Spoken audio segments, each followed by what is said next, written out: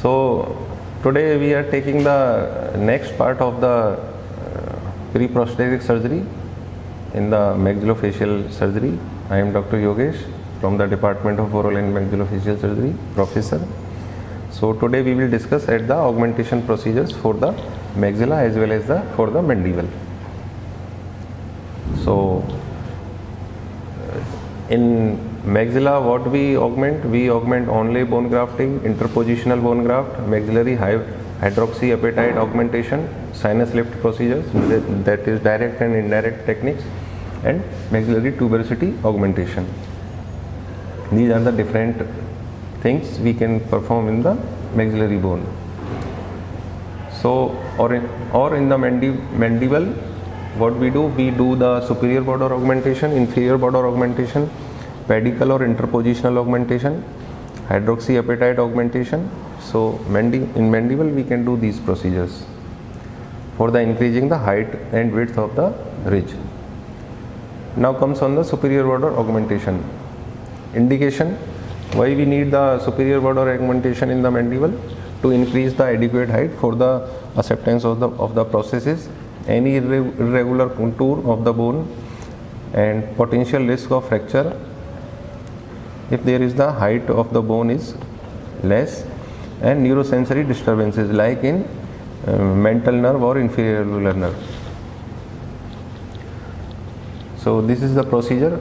We have to give the linear incision from the first molar to one side, first molar to the opposite side first molar, and then we reflect the flap including the premolar anterior regions and molar regions. After reflecting the flap, we have to put the graft on the ridge area, making multiple holes on the occlusal aspect of the bony bed to supply the blood supply for the graft. Then we close the both side flaps, buccal as well as the lingual, with the help of the circummandibular wiring or circummandibular suturing. So this is the picture showing after giving the incision, we have to secure the flap with the suture. This is the showing, this is the picture. This is the graft that we have put on the occlusal aspect to increase the height of the bone and making it the U shape for the adaptation according to the ridge. So this is the adaptation of the ridge on the graft. Now advantage: add strength to the mandible, increase height of the alveolus, and increase the width and recontours the mandible. So these are the benefits of doing the superior border augmentations. Disadvantage: donor side morbidity, need for the secondary soft tissue surgery, avoid denture for 6 to 8 months because there is the need of the healing period, and sometimes there is the observed that there is the resorption of the graft. So these are the few disadvantages. So now comes on the inferior border augmentation. So indication for the improvement of the aesthetics: prevent fracture of the mandible. What are the advantages? It does not obliterate the vestibule, easier to do secondary vestibuloplasty, and denture can be worn immediately. These are the benefits. Now what we do? Disadvantage of inferior border augmentation is the extraoral scar may worsen the facial appearance because we have to give the incision on the lower border of the mandible from one side to the another side. So what we do in the procedure, as you can see in the picture, this is the female with the less height of the mandibular bone.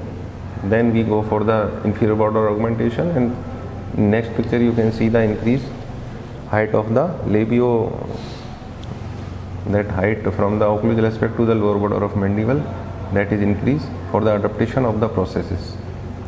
Now pedicle and interpositional bone graft. Interpositional, we have to put the graft in between the two surfaces of the bone. So horizontal osteotomy with interpositional bone graft is an ideal procedure when there is enough bone above the mandibular canal. Advantage of this procedure is the It decrease the bone resorption, maintain stable height and contour, avoid secondary vestibuloplasty, and patient can wear the denture within 3 to 5 months. Pedicle and interpositional bone graft. What are the disadvantages? Need hospitalization or under general anesthesia, donor site morbidity. Concept for the pedicle or interpositional bone graft is the bone attached to its own blood supply will show less tendency to resorb, and free grafted bone placed between two layers, that is left undisturbed, and there is the permanent retention of the bone graft. As we can see in the picture, we have to cut a bone in the horizontal pattern from one side to the another molar side, and putting the graft in between two chunks of the bone. So this is the procedure. Now comes on the visor or vertical osteotomy. So in this modification of the horizontal osteotomy used when there is sufficient anterior bone to form the pedicle graft, but there is hardly any bone posteriorly above the mandibular canal. So mainly we concern for the inferior alveolar canal height. Limitation: width of the mandible is reduced to half, might damage the nerve. So what we do, we have to cut the again in the horizontal plane with the one step anterior to the mental foramen, and then we increase the height by putting the graft in between these two horizontal sections of the bone, so that we can achieve the bone height.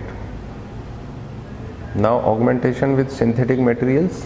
So hydroxyapatite crystals, it is a dense biocompatible material that can be produced synthetically or obtained from a biological source such as coral, and it is non-resorbable ceramic bone substitute, calcium phosphate material, and physical and chemical characteristics similar to enamel and cortical bones, and minimally foreign body reactions. Histological examination shows the normal bone healing around the material. So what we do, we have to do with the pocket technique. We have to give incision in the labial vestibule by making a pocket with the, and we deliver it with the help of a syringe by making a pocket tunnel on the buccal vestibule to increase the width and height of the bone. Advantage: donor site surgery is limited, only single site surgery is performed, can be done in an outpatient department or in a single setting. No post-operative loss of graft. Vascular ingrowth around the hydroxyapatite crystals provides an adequate vascular bed for the future soft tissue graft. Disadvantage: not effective as bone graft in preventing fracture in a severe atrophic mandible, and sometimes there is difficulty is encountered in containing the material with the subperiosteal tunnel. Now comes on the vestibuloplasty. Vestibuloplasty is defined as a procedure to uncover the existing basal bone of the jaw surgically by repositioning the covering mucosa muscle attachment to a lower position in mandible, superior position in the maxilla. Basically, we have to increase the vestibular depth by the help of vestibuloplasty. The classification of the vestibuloplasty in maxilla and mandible: submucosal in maxilla, secondary epithelialization and tissue graft, and in mandible submucosal secondary epithelialization by Clark's technique, Kazanjian's technique, lip switch, and lingual vestibuloplasty. Secondary epithelialization, how we achieve: procedure of choice for patient with extensive scarring or epilis fissuratum, supraperiosteal dissection to raise a flap, superior inferior repositioning by suturing the flap of the periosteum, and exposed periosteum will granulate secondarily. Disadvantage is there is 50% chances of the relapse. Tissue graft vestibuloplasty, this is also the same procedure, and it reduces the wound contraction, and palatal buccal skin alloplastic materials we can use. So these are all about the pre-prosthetic surgery. So regarding this, any queries or any questions? So this is all details to making the processes suitable for the oral environment.